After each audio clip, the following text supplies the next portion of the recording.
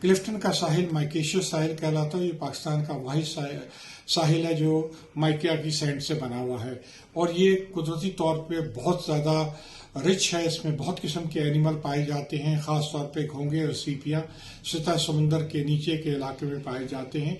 रेत के अंदर ये दब के जिंदा रहते हैं और वहीं पर इनकी नशो नमा होती है। लेकिन जब हवा की सिमत में या लहरों की सिमत में कोई तब्दीली आती है जो मौसम के ज़ेर असर हो, तो उसकी वजह से ये शेल अपनी रेस से बाहर आ जाते हैं और फिर लहरें इनको किनारे पे डाल देती हैं।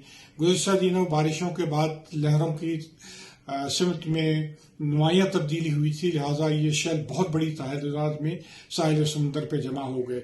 लेकिन ये एक कुदरती फिनोमेना है, हर साल होता है, किसी साल कम होता है, किसी साल ज़्यादा होता है, लिहाजा इसमें किसी परेशानी की ज़रूरत नहीं है।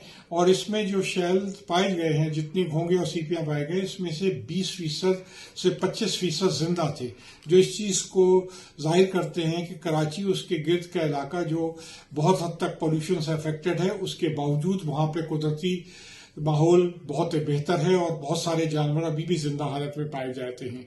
और ये हमारे लिए कुदरत का एक बेहतरीन तोहफा है। समुंदर के किनारे इनका जमा होना चूंकि एक कुदरती फिनोमेना है, लिहाजा इनको हटाने की कोई ज़रूरत नहीं है, साफ करने की कोई ज़रूरत नहीं।